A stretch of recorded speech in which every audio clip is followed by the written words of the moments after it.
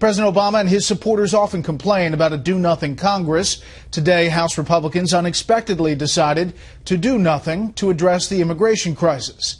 But things have changed in the hours since then. Chief Congressional Correspondent Mike Emanuel is here with this rapidly evolving story. Good evening, Mike. Well, Bret, good evening. Pressure is building on House lawmakers to get something done on immigration. They're about to go on a 5-week recess, but their leadership says not so fast. You know, it's our job. It's our job to get it done. You can't run and hide.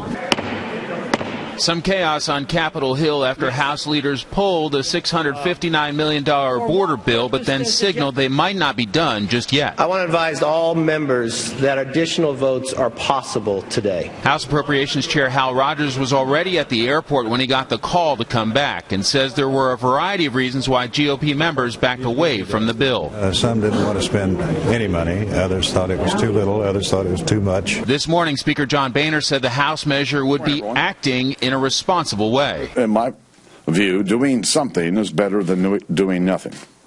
The crisis on the border is going to continue until the president acts, but he's clearly not going to act.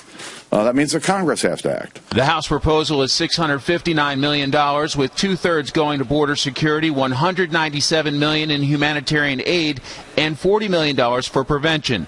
But some of the challenge in getting enough votes was that Democrats signaled they weren't going to help. The Democrats are not going to enable that bill to pass. They're going to have to do that on their own, even though some of their right-wing groups are against the bill because it's not bad enough. Baier blasted President Obama for flip-flopping on a law that gives children from most Latin American countries a chance to seek asylum, but not those from Mexico. The president, the White House have abandoned all pretense of governing.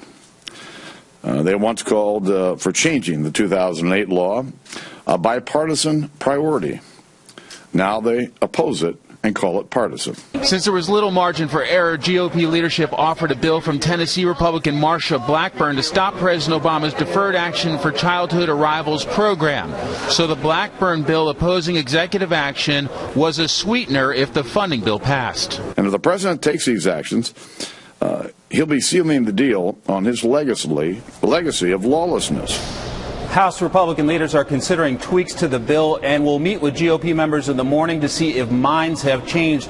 Meanwhile, in the Senate, they're expected to vote this evening on a $2.7 billion border bill, but most don't believe it has the votes. Bret? And Mike, quickly, this is a first test for the new leadership. Kevin McCarthy stepping into a new position, and Congressman Scalise as well. Well, that's right. It was his first vote, really, Steve Scalise as the new whip, as the incoming whip, and Kevin McCarthy assuming more power as the majority leader starting tomorrow. And so really a test of how they can gauge what their conference wants and what they can get done. Bret? Okay, Mike Emanuel on the Hill. Mike, thank you.